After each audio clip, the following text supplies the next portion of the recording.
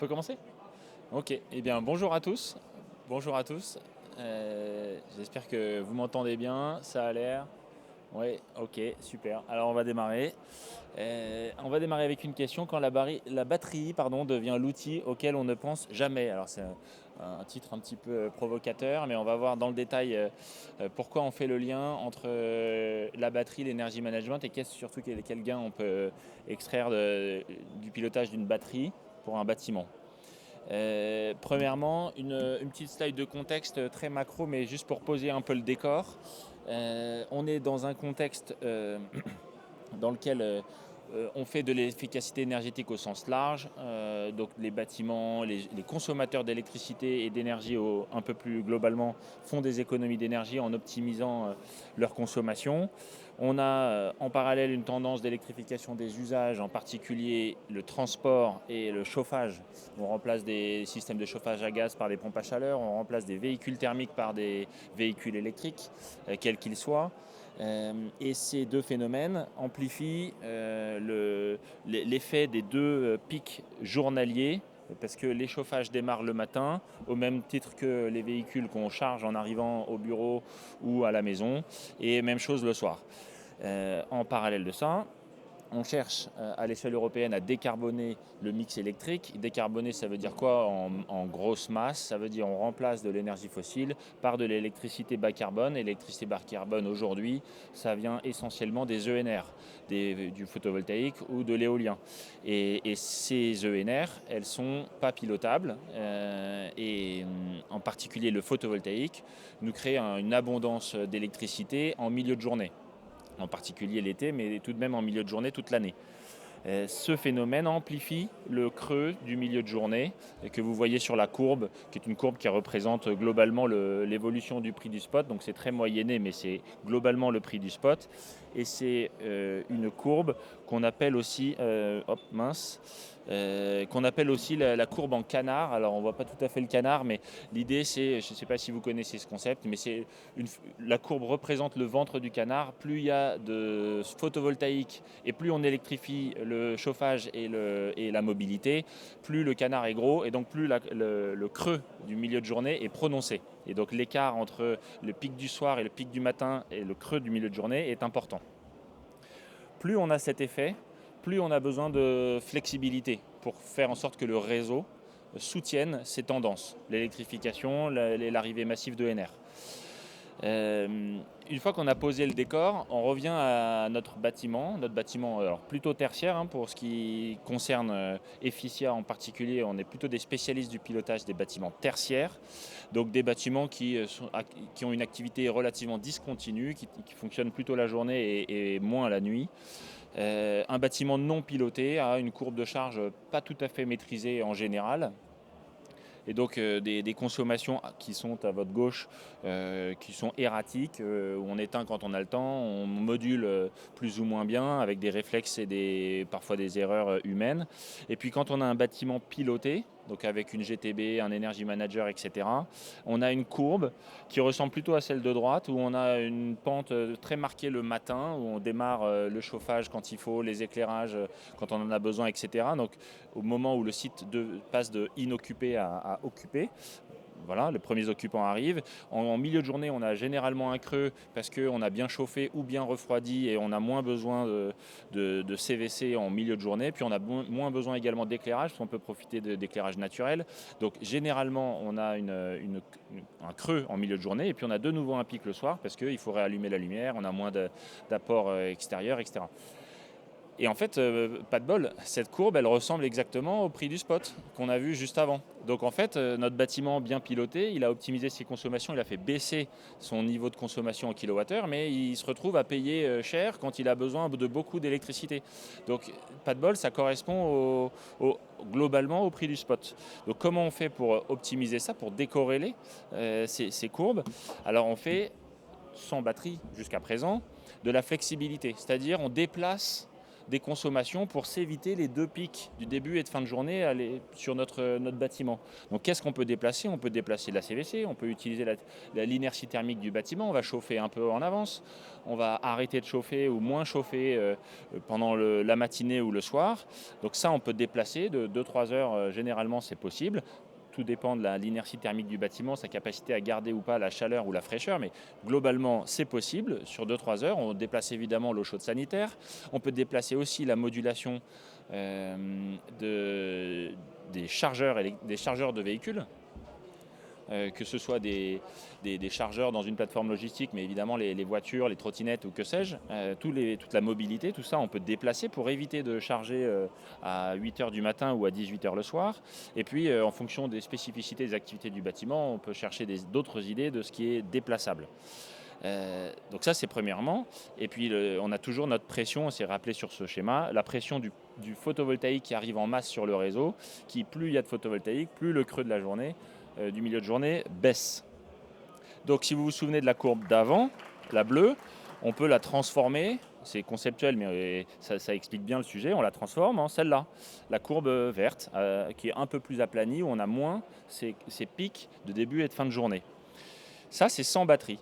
Une fois qu'on a une batterie, l'objectif, c'est de passer à cette courbe-là, c'est-à-dire à la place d'avoir des pics en début et fin de journée, on a des creux, parce qu'à ces moments-là, on demande à la batterie de se décharger, donc on va consommer l'électricité stockée dans la batterie, et on va charger la batterie aux heures où l'électricité est la moins chère et la moins carbonée, c'est-à-dire en milieu de journée pour profiter du surplus d'électricité, soit de la centrale solaire qui est sur le bâtiment, d'une part, mais ça peut être aussi le prix spot qui est lui plus bas à ces heures-là, donc on va profiter des centrales solaires des autres producteurs. Et puis la nuit, même chose, l'électricité est structurellement moins chère la nuit parce que disponible grâce aux barrages et surtout aux centrales nucléaires en France. Bref, on peut charger la batterie la nuit, la décharger pour le creux du matin, la recharger la journée avec l'électricité solaire disponible pour la redécharger sur le pic du soir. Et donc ça, c'est le principe de la batterie, pour faire en sorte que notre courbe de consommation du bâtiment, la courbe qui montre le soutirage du bâtiment sur le réseau, ressemble à celle-là, cette courbe bleue foncée ou mauve, qui est, elle, corrélée, ou en tout cas inversement corrélée au prix spot. Donc on va consommer beaucoup quand le prix est pas cher, et quand le prix est pas cher, l'électricité est également moins carbonée. Donc on est gagnant sur les deux tableaux. Pour valoriser une batterie, je vais assez vite parce que le temps est compté, mais on a évidemment la décorrélation de la consommation avec le prix de l'électricité pour acheter quand c'est moins cher. On peut capter le surplus de solaire du site, et intérêt de faire ça, c'est quand on capte le surplus solaire en journée pour décharger la batterie pour le pic du soir, on s'affranchit aussi des taxes du TURP. Donc c'est double gain. Et puis, dernier levier pour valoriser sa batterie, c'est profiter des mécanismes d'effacement qui sont proposés par RTE pour ajuster la fréquence et l'appel de charge des bâtiments. Donc ça fonctionne en particulier quand on a beaucoup de bâtiments, ou alors des bâtiments qui sont très consommateurs, donc soit des parcs immobiliers, soit des gros industriels, pour faire simple. Mais RTE valorise l'effacement lié à l'activité d'une batterie. Et les trois gains cumulés font en sorte que le ROI en France, aujourd'hui, d'une batterie, il est situé entre 4 et 6 ans, selon les conditions de marché et les situations spécifiques de chacun des sites. Chez Efficia, on a d'ores et déjà un site pilote qui fonctionne. Chez Leroy Merlin, on a installé une batterie. Donc une batterie, celle que vous voyez à l'écran, c'est 1,5 m d'emprise et 2,7 tonnes. Donc c'est une batterie pour des bâtiments tertiaires, installée sur le parking du site Leroy Merlin pour optimiser la consommation telle que je viens de vous le décrire. Voilà, je vois le signe, on arrive à la fin de la présentation et on va pouvoir débuter les questions. Alors je mets le micro, je mets les écouteurs. Voilà. Donc dorénavant, je peux vous entendre les questions si vous en avez.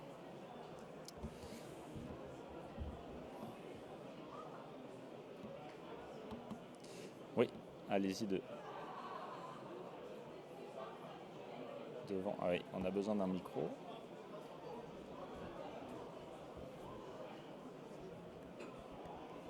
Oui, bonjour pour cette présentation. Merci, pardon. Euh, Simplement, je voulais savoir, voilà, c'est quelque chose qui, effectivement, pour ce genre de bâtiment et d'installation peut avoir du sens. Est-ce que vous pensez que pour le particulier ou le résidentiel, il y a également, je ne sais pas, un débouché sur les batteries et surtout, je m'interroge vis-à-vis des réglementations et des implantations de batteries. Là, on peut voir que c'est une installation, le risque d'incendie, clairement. Est-ce que Ouais. là-dessus, il y a peut-être un sujet, notamment pour le résidentiel, quoi. Voilà, avoir votre vision Oui. là-dessus. Alors, ça fait deux questions en une. La première, aujourd'hui, le marché de la batterie pour le résidentiel en France n'est pas très développé. Il est beaucoup plus en Allemagne ou dans les pays germanophones, en tout cas les pays dans lesquels il y a beaucoup de photovoltaïque. Donc, beaucoup l'Allemagne aujourd'hui. On a au sein du groupe Ager une filiale qui est dédiée à ce marché-là et qui a déjà 170 000 clients particuliers qui sont équipés d'une batterie. Euh, le marché est beaucoup plus développé en Allemagne pour une simple raison, c'est que les écarts de prix à l'intérieur de la journée sont bien plus importants en Allemagne qu'en France. Il n'y a pas la base nucléaire dont on peut bénéficier en France. Donc les moyens de valoriser la batterie sont plus significatifs en Allemagne aujourd'hui. Et puis en Allemagne, on a des maisons individuelles qui sont bien plus équipées de panneaux solaires qu'en France, en règle générale. Donc quand on a une maison avec des panneaux et un véhicule électrique, il y a un grand intérêt en Allemagne d'équiper en plus son domicile d'une batterie, ce qui est moins le cas en France, en tout cas pour le moment, parce que la tendance est plutôt favorable au développement de ce marché aussi en France, parce que les écarts de prix à l'intérieur de la journée augmentent du fait de l'arrivée des massifs du photovoltaïque sur le réseau. Donc on va avoir quelques années de décalage, mais il y a fort à parier que le marché se développe également en France. Et oui, en Allemagne, les batteries sont installées à l'intérieur de la maison, avec les systèmes de protection incendie qui vont bien, et les systèmes d'assurance sont ajustés en conséquence. Ce n'est pas tout à fait le cas en France. Alors, je ne suis pas hyper expert du sujet pour le résidentiel en France, donc je ne vais pas m'aventurer. En revanche, pour les bâtiments tertiaires, ce que je connais un peu mieux, en France, aujourd'hui, les assureurs nous demandent d'installer les batteries à l'extérieur du bâtiment, pour, clairement pour cette question de risque d'incendie. Et donc c'est ce qu'on fait, et c'est ce qu'on a fait chez Leroy Merlin. On a installé la batterie à une grosse dizaine de mètres du TGBT, mais à l'extérieur du bâtiment. Et les batteries sont conçues pour ça, pour être installées à l'extérieur et sans protection particulière. Elles sont faites pour être installées à l'extérieur. Voilà. Oui.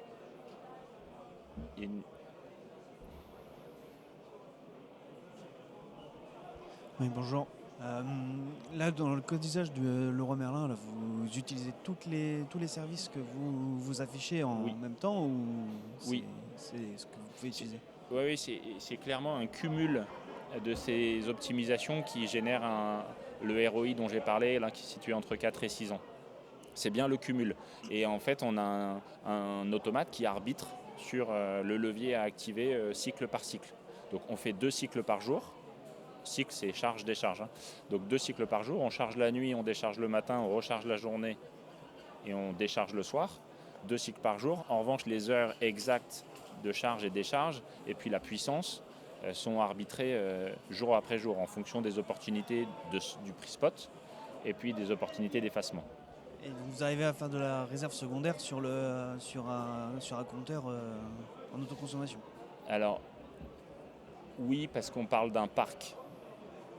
À l'échelle d'un bâtiment unitaire, non, il n'y aurait pas suffisamment de puissance, mais comme on peut valoriser un parc, plusieurs bâtiments ou plusieurs batteries connectées sur plusieurs bâtiments, on peut valoriser cette puissance cumulée sur ce marché.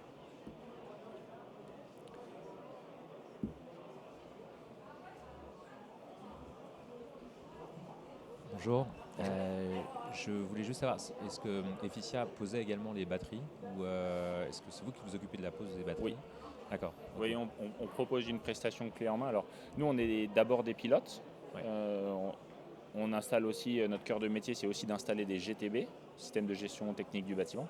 Mais oui, on développe aussi une capacité pour installer, mettre en service des batteries. Alors on ne devient pas des acteurs du terrassement, mais on sait encadrer des projets d'installation de batteries, de connexion. Et c'est le fruit d'une stratégie de groupe. E3DC, une filiale du groupe, concepteur, distributeur et vendeur de batteries. Nous sommes plutôt les installateurs et les pilotes. Donc on est en train de développer cette capacité pour être capable de... Et deuxième question, justement, le ROI dont vous parlez, c'est un ROI théorique ou quel recul vous avez justement par rapport à la mise en place de ce processus Alors, le recul, on l'a au sein de la filiale E3DC en Allemagne. Et donc, quand on rejoue les conditions de marché allemands avec ce qu'on connaît en France, on arrive à ce ROI. Pour être clair, on n'a pas 6 ans de recul en France sur un parc de batteries pilotées. Je pense qu'il y a 6 ans, de toute façon, le prix des batteries était beaucoup plus élevé. Donc, Et clairement, les conditions étaient complètement différentes. Mais voilà. Merci. On fait signe, c'est conférence terminée. Donc, si vous avez des questions, n'hésitez pas à venir sur notre stand qui est juste de ce côté. À bientôt. Merci.